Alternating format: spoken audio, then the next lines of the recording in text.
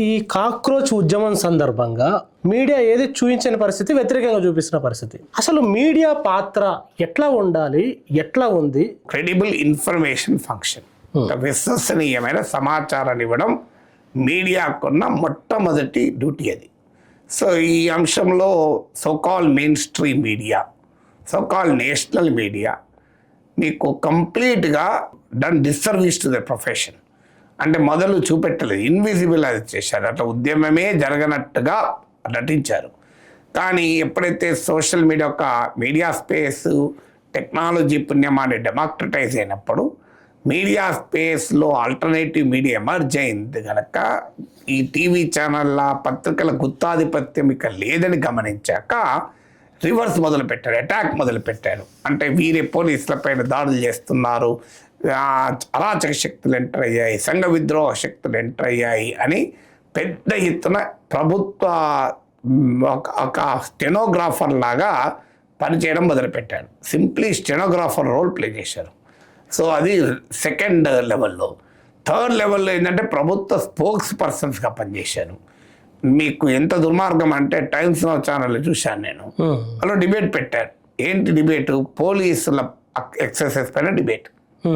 ఆ డిబేట్లో ఎవరిని పిలిచారంటే చెప్తున్నాను, ఇంట్రొడ్యూస్ చేస్తూ, ఈ సోయన్స్ is Congress suspended spokesperson, ఈ సోయన్స్ cockroach Janata party suspended spokesperson. నాకు నా జర్నలిజంలో 40 ఏళ్ళ అనుభవం ఉంది. సస్పెండెడ్ స్పోక్స్ పర్సన్ అంటే ఒక హోదా ఉండదు. అంటే వాడికి వెతికి సస్పెండెడ్ స్పోక్స్ పర్సన్ పట్టుకొచ్చుకున్న టైమ్స్లో వాడికి ఏం చెప్పాలి చెప్పండి. సో నేను టైమ్స్లో చాలాసార్లు వచ్చాను. సస్పెండెడ్ స్పోక్స్ పర్సన్లతో పెట్టుకున్నారు. మరి బీజేపీ తరఫున కూడా ఒక సస్పెండెడ్ బీజేపీ లీడర్ని ఎందుకు పిలవరు? పిలుస్తారు ఎక్కడన్నా పొరపాటు కూడా. సస్పెండెడ్ బీజేపీ లీడర్ని పిలవరు, అక్కడ మాత్రం జాగ్రత్త పెడతారు. సో అంటే యాంకర్లే పార్టీ స్పోక్స్ పర్సన్లుగా పోయి సస్పెండెడ్ స్పోక్స్ పర్సన్ ఇంకా ఆశ్చర్యం వేస్తుంది. అందరూ పోరాటంలో ఉంటే ఎన్డీటీవీలో ఒక నీట్ టాపర్తో ఇంటర్వ్యూ. నేను పేపర్ లీక్ అయితే ఏముంది, నేను నిరసనకు ఎందుకు పోతాను, మరింత టైం దొరికిందని ప్రిపేర్ అవుతాను. అదే అండి, అంటే పేపర్ లీక్లు ఇంకా కావాలని కోరుకుందామా? ఏం చెప్పదలుచుకున్నాం? మరి అదాని చేతిలో మీడియా ఉంటే ఇలాగే ఉంటుంది. అదాని చేతిలో మీడియా ఉంటే ఎన్డీటీవీకి ఏం కనబడుతుంది? పేపర్ లీక్ అనేది ఒక ఆపర్చునిటీ లాగా మనకు కనబడుతుంది. పేపర్ లీక్ వల్ల ప్రజల క్రైసిస్ కనబడదు. సీతారామన్ కూడా అదే కామెంట్ చేశారండి, పేపర్ లీక్ అనేది జరగడం వల్ల పరీక్ష పోస్ట్పోన్ అయితే ఇంకా ప్రిపేర్ అయ్యి చదవచ్చు కదా అని కామెంట్ చేశారు. అలాంటప్పటికీ పేపర్ లీక్లు ప్రతిసారి చేస్తూ పోండి, చదువుకుంటూ పోతారు కదా. సో ఎలక్షన్ కూడా ఒక వెంటనే మళ్ళీ దాన్ని డిక్లేర్ చేసే ఎలక్షన్ రద్దయినట్టు మళ్ళీ ఎలక్షన్లకు ప్రిపేర్ అవుతారు కదా మీరు, మంచిదే కదా. అంటే ఎంత ఉన్మాదం అంటే ఆఖరి సమర్థించుకోవడానికి మరో మార్గం లేక పేపర్ లీక్ను ఒక గొప్ప ప్రక్రియగా, దేశం కోసం ధర్మం కోసం మోడీ ప్రభుత్వం చేసిన గొప్ప పనిగా చూపెట్టేటువంటి స్థాయికి మీడియా దిగజారితే ఇక మీడియా పైన ఏం విశ్వాసం ఉంటుంది? మీడియా రోల్ ప్లే చేయాల్సింది క్రిటికల్ అడ్వర్సోరియల్ జర్నలిజం అంటారు. రెండవది, మొదటిది క్రెడిబుల్ ఇన్ఫర్మేషన్ అయితే అది ఎలాగూ లేదు. క్రిటికల్ అడ్వర్సోరియల్ ముచ్చితే లేదు, కేవలం ప్రభుత్వ ఎజెండాను మోసుకెళ్ళే పని. అందుకే ఇవాళ అనేక సర్వేలు ఏం చెప్తున్నది, సాంప్రదాయ మీడియా వ్యూయర్షిప్ తగ్గిపోతుంది రోజు రోజుకు. ఇలాగే ఉంటే భూస్థాపితం అయిపోతారు, ఇర్రెలవెంట్ అయిపోతారు. అంటే ఇప్పుడు డిజిటల్ మీడియా జర్నలిస్టులకు సంబంధించి కూడా గ్రౌండ్లో వాళ్ళ పాత్రను ఎట్లా చూడాలి? అంటే డిజిటల్ మీడియా అందరికీ అవకాశం ఇచ్చింది. అంటే డిజిటల్ మీడియా అంతా డెమోక్రటిక్ స్పేస్గా ఉందనుకుంటే అది కూడా భ్రమే. డిజిటల్ మీడియాను కూడా అధికార కూటమి, అధికార వర్గము కంప్లీట్గా ఆక్యుపై చేసింది. ఎందుకంటే వారికున్న మనీ పవర్, మ్యాన్ పవర్ వల్ల మీకు డిజిటల్ మీడియాను అసలు సమర్థవంతంగా ఉపయోగించుకున్నదే భారతీయ జనతా పార్టీ, అత్యంత సమర్థవంతంగా ఉపయోగించుకున్నది నరేంద్ర మోడీ. కానీ ఈసారి ఫస్ట్ టైం మీరు కాంగ్రెస్ పార్టీతోనో ప్రతిపక్షాలతోనో డిజిటల్ మీడియా వార్లో, సోషల్ మీడియా ప్రాపగండా వార్లో, నరేటివ్ బిల్డింగ్లో బీజేపీ, మోడీ ఎప్పుడూ పైచేయే సాధించారు. మొదటిసారి ఇది జెన్జీతో పెట్టుకున్నారు. సో జెన్జీ సామూహిక శక్తి ముందు బీజేపీ ప్రాపగండా ఆపరేటర్స్ నిలబడలేకపోయింది.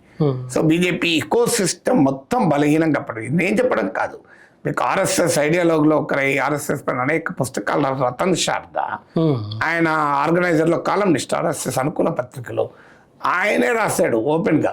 ఆయన ట్వీట్ చేశాడు, బీజేపీ ఐటీ సెల్ని టార్గెట్ చేస్తూ, బీజేపీ కమ్యూనికేషన్ స్ట్రాటజీని టార్గెట్ చేస్తూ మీరు కంప్లీట్గా ఫెయిల్ అయ్యారు అని చెప్పి. ఎందుకంటే మీకు ఒక right wing eco system, BJP eco system కంప్లీట్గా జెన్జీ క్రియేటివిటీ ముందు నిలబడలేకపోయారు. ఎందుకంటే ఫైట్ చేసింది పార్టీతో అయినప్పుడు గెలిచారు, ఫైట్ చేసింది నాయకంతో అయినప్పుడు గెలిచారు, ఫైట్ చేసింది జనంతో అయినప్పుడు గెలవలేరు కదా. ఐటీ సెల్లు, మీరన్న సోకాల్డ్ మీడియా, జాతీయ మీడియా, హిందీ మీడియా, తర్వాత వీళ్ళ అధికార బలం, ఇన్నిటిని దాటి జెన్జీలు ఎట్లా వాళ్ళని ఎదుర్కోగలిగినారు, ఎట్లా గెలవగలిగినారు అంటే టెక్నాలజీ ఎప్పుడు కూడా మీకు పాలక వర్గానికి, రూలింగ్ క్లాసెస్కి ఎలాంటి అవకాశం ఇస్తుందో రూలింగ్ క్లాసెస్పై పోరాడే వర్గాలకు కూడా అదే రకమైన అవకాశం ఇస్తుంది. సో సాంకేతిక పరిజ్ఞానానికి ఉండేటువంటి లక్షణం అది. సో సాంకేతిక పరిజ్ఞానం ఇవాళ స్మార్ట్ ఫోన్ అనేది అధికారంలో ఉన్న వారికి ఆయుధమే, అధికారం పైన పోరాడే ప్రత్యామ్నాయ శక్తులకు కూడా ఆయుధమే. అందువల్ల మీకు ఒకప్పుడు టీవీ ఛానల్, పేపర్ అనేది ఉండడం వల్ల కొద్దిమంది చేతుల్లోనే భావప్రజ్ఞా స్వేచ్ఛ. మీకు D R Mankekar Times of India legendary ఎడిటర్గా పనిచేశారు. ఆయన అంటాడు, freedom of the press has become freedom of the press అంటాడు. Freedom of press has become freedom of the purse అంటాడు. Freedom of press has become freedom of the purse అంటాడు. అంటే డబ్బులు ఎవరికి ఉంటే వాడికే భావప్రజ్ఞా స్వేచ్ఛ. It has become freedom for those who own the means of production and silence the poor అంటాడు. అంటే సామాన్యుడిని నోరు మూయించటానికి సంపన్న వర్గానికి ఒక భావప్రజ్ఞా స్వేచ్ఛ అయింది అంటాడు. ఇది డిఆర్ మంకేకర్ అన్నమాట.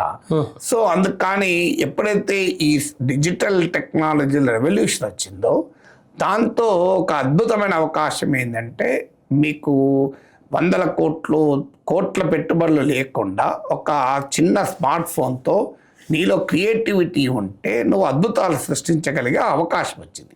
ఈ అవకాశాన్ని ఎంతకాలం విలువ చేస్తారో తెలియదు, కానీ అవకాశం వచ్చింది. దాన్ని దెబ్బతీయడానికి ఇంటర్నెట్ షట్డౌన్లు పెట్టారు. మీకు అసలు ఈవెన్ ఆఖరికి బిగ్ చాట్ లాంటి మెసేజింగ్ ప్లాట్ఫామ్స్, అంటే ఇంటర్నెట్ లేనప్పుడు, నెట్వర్క్లు పనిచేయనప్పుడు కూడా మెసేజ్ ఇచ్చుకొని బిగ్ చాట్ల పైన పెట్టారు. ఎన్ని రకాల ఎత్తుకెళ్ళేయాలో వేశారు. కానీ ప్రజల భావప్రజ్ఞా స్వేచ్ఛ అనేది ఒక ఉప్పెనలాగా ముందుకు వచ్చినప్పుడు కొద్దిమంది భావప్రజ్ఞా స్వేచ్ఛ నిలబడదు కదా.